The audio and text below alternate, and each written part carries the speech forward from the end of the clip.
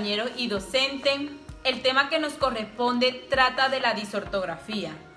Mi grupo está conformado por Miguel Hurtado, Tania Plata, Carolina Corso, Dainis Pérez, Erika Fernández, Garay Guerra y quien les habla, Ana María Escobar. Surgen unas preguntas como ¿qué es la disortografía? ¿Cuáles son las posibles causas? La disortografía es un trastorno específico de la escritura. El niño que padece este trastorno comete errores constantes en la escritura, sobre todo en las faltas ortográficas, pero no tiene dificultades de lectura. Para no confundirlo con errores de escritura, es importante aclarar que este trastorno se manifiesta como una particular dificultad para realizar correctamente la escritura. Un ejemplo claro es cuando durante las vacaciones de Navidad una niña redacta una carta a los Reyes Magos. Al terminar, se la muestra a su madre. La madre detecta unas faltas ortográficas. En concreto, se da cuenta que la niña cambia el orden de las sílabas que completan las palabras o añade sílabas de más. Luego la madre le explica cómo se deben escribir esas palabras, cuáles son las faltas que está cometiendo. Posteriormente se dirige a hablar con el padre, llegan a un acuerdo, se conectan con un psicólogo para que la pueda ayudar. La disortografía se puede detectar a través de un escrito que el niño relata. Más adelante la compañera le explicará las posibles causas. Básicamente podemos distinguir dos tipos de disortografía. Sin embargo, Luria plantea que existen otros tipos, los cuales estaré explicando posteriormente. Encontramos la disortografía de tipo natural, que es la que afecta principalmente el desarrollo fonológico, es decir, la incapacidad que tiene una persona de deletrear una palabra o descubrir los fonemas que a esta la conforman. Por otra parte, también tiene que ver con las reglas de conversión de un fonema a grafema. Una persona que presente este síntoma confundiría la manera correcta de la escritura de algunos fonemas. Por ejemplo, cambiaría una V por una B, una C por una S. Por otro lado, encontramos la disortografía de tipo arbitraria, que es la que afecta principalmente el conocimiento y la aplicación de las leyes ortográficas en la expresión escrita. Una persona con esta variante del trastorno podría tener serios problemas en varios campos de la escritura, desde el uso de las tildes hasta la representación correcta de las palabras. Siguiendo a Luria, podemos distinguir los siguientes tipos de disortografía. La perceptiva anestésica, que es básicamente la incapacidad del sujeto a escribir de manera correcta los sonidos escuchados.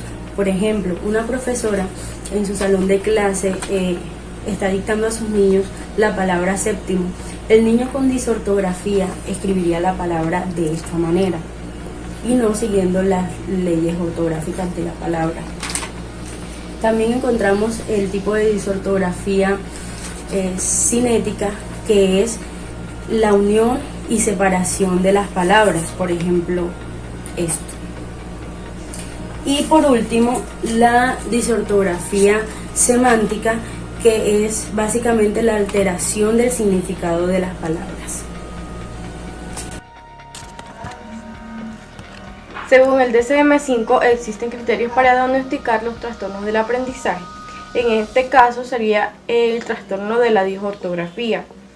Como primer criterio tenemos que hay una dificultad en el aprendizaje y en la utilización de las actitudes o habilidades académicas evidenciadas por algunos de los siguientes síntomas, que además han transcurrido durante por lo menos 6 meses. Como primer síntoma tenemos que hay una dificultad en la lectura de palabras imprecisa o lenta con dificultad. Como segundo síntoma tenemos que hay una dificultad ortográfica Como tercer síntoma tenemos que hay una dificultad en la expresión escrita. Como cuarto síntoma tenemos que hay una dificultad en la comprensión lógico-matemática. Como quinto síntoma tenemos que hay una dificultad para comprender el significado de lo que se lee. Como sexto síntoma tenemos que hay una dificultad para comprender los números o los datos matemáticos o cálculos. Como segundo criterio tenemos que las habilidades o aptitudes evaluadas mediante pruebas están sustancialmente o cuantificablemente por debajo de la edad cronológica del sujeto, y que además esto comprende significativamente un bajo rendimiento académico y oral. Como tercer criterio tenemos que hay un déficit sensorial en la capacidad para escribir, que está expresado o que excede las asociadas habitualmente en la persona. Bueno, como cuarto criterio tenemos que las dificultades intelectuales no se explican por discapacidades intelectuales, sino más como trastornos visuales o auditivos que no han sido corregidos. Otros trastornos mentales o neurológicos, en las habilidades psicosociales, la falta de dominio del lenguaje en las directrices educativas que son inadecuadas. Además, hay que especificar si dentro del trastorno se está dando que hay una dificultad en el lenguaje, si hay una dificultad en la expresión escrita y si hay una dificultad en las habilidades matemáticas. Y además de esto, hay que también especificar la gravedad del trastorno, teniendo en cuenta que sea leve, moderada o grave. A continuación, las manifestaciones, signos y síntomas que presentan las personas con disortografía. Las personas que presentan disortografía tienden a tener unas características erróneas en la manera de su escritura. Por ejemplo, está la sustitución de fonemas. Es decir, aquí es donde se tiende a confundir las letras que fonológicamente son parecidas. Por ejemplo, la T con la P o la B con la D. Tenemos las omisiones. Estas personas tienden a omitir alguna consonante, más cuando son dos consonantes juntas. Por ejemplo, omiten cuando se quiere escribir brazo, escriben vaso omitiendo la letra R. Adiciones. En esta etapa, las adiciones, es decir, ponen una letra más a la palabra. Como por ejemplo, en vez de escribir bacalao, escriben bacalato. Las inversiones es cuando invierten las letras o los fonemas de las palabras. Un ejemplo sería cuando en teléfono, en vez de escribir teléfono, escriben teléfnofo. Tienden a invertir las palabras. Confusión de palabras, es decir, hay dos palabras que se escuchan iguales, pero se escriben diferente, es decir, votar o votar. Votar con B larga, que significa deshacerse de un objeto, y votar, que es del verbo sufragiar, con B corta. Tienden a hacer estas confusiones y a escribirlo erróneamente. Dificultades para separar palabras, es decir, cuando escriben todo pegado en un solo renglón, en un solo párrafo, tienden a escribir todo pegado. Y aquí también se da que no tienen en cuenta las puntuaciones, los signos de puntuaciones, como lo son la coma, punto y coma, comillas, signos de admiración, signos de interrogación. Estas personas no tienen en cuenta tampoco las tildes. También está que no usan mayúscula. Estas personas no tienden a diferenciar que después de un punto viene la primera letra es en mayúscula, o al comienzo de una escritura, o un punto y aparte. Siempre tienden a omitir estas circunstancias. Y estas son una de las características que se presentan en las personas que tienen disortografía y que se manifiestan por medio de la escritura. Bueno, yo le voy a hablar del desarrollo emocional en niños con disortografía. El desarrollo personal es muy importante en niños con disortografía, ya que las emociones son parte importante en el proceso de aprendizaje. Hoy en día yo les voy a contar cuáles son esas déficits, esos desventajas que tienen esos niños al momento de interactuar en el ambiente social con sus compañeritos en la escuela, ya sea. ¿Por qué? Una de las desventajas en las que se pueden encontrar es la baja autoestima. La autoestima es una balanza activada por nosotros mismos que nos indica que tanto nos queremos, nos valoramos y nos aceptamos tal como somos. Nos sentimos bien cuando realizamos un acto bien hecho. Bueno, normalmente estos niños cuando se encuentran en el ámbito estudiantil sienten un poco la autoestima muy bajo, ya que se dan cuenta de que no tienen la misma fortaleza que sus compañeros y eso los hace sentir un poco mal. ¿Qué se puede hacer con este tipo de niños con disortografía? Muchas personas recomiendan, muchos especialistas, que lo más importante es ponerles el fortalecimiento de la autoeficacia. ¿Qué quiere decir eso? De que nosotros lo podemos poner a emplear a él un trabajo, ya sea no solo en la institución, sino que también en la casa. Se pueden trabajar con tablas en la cual también se le puede poner deberes y que él las pueda cumplir sin ningún inconveniente, para que él sienta de que él sí puede realizar su trabajo sin ningún inconveniente y bien hecho. También algo muy importante es la conexión. ¿Qué tiene que ver la conexión? Es esa conexión que hay entre los padres, entre los compañeros, no solamente en la institución, hablando de eso, porque también hay que ampliar sobre este tema, porque también se tiene que hablar también de los padres, de sus amigos, de la institución, de diferentes ámbitos sociales. Y la conexión es muy importante, ya que hay que realizar también actividades con los niños, hay que salir con ellos, hay que compartir, de que él se sienta acompañado, de que él sienta de que hay una conexión entre la madre y él, de que yo pueda salir a comer con el niño, de que yo pueda hacer una actividad con él, independientemente de en el hogar, sino que también puede ser ir al cine, compartir entre familia y de que el niño se sienta querido. También es importante tener en cuenta que ellos también se frustran al momento de no ejecutar bien una tarea en la escuela, ya sea. Y lo que tienen que tener en cuenta muy bien los padres, más que todo, es el apoyo que le deben brindar al niño en ese momento. Lo más importante es eso, que todavía en esa etapa no se les ha desarrollado la personalidad, entonces es muy importante fortalecerle todas esas habilidades y esas emociones, porque son muy vulnerables en esa etapa. Pauselo. En el proceso de valoración se trabaja también con diferentes baterías en la cual se evalúa al niño, diferentes especialistas, donde tenemos una batería llamada Ben-Ale. Esa batería tiene que ver mucho con lo que es la coordinación, la memoria motora, la percepción, evalúa toda esa clase de cosas. También tenemos la batería del TALE. El TALE también lo que hace es evaluar el análisis de la lectoescritura. Tenemos también, hay diferentes baterías como le podemos mostrar. También hay una también que se llama, es muy importante, que se llama, y también se puede aplicar hasta en el colegio, en las escuelas más que todo, que se llama el test del dictado, que es un aspecto cualitativo que se realiza en el grado segundo, tercero y cuarto.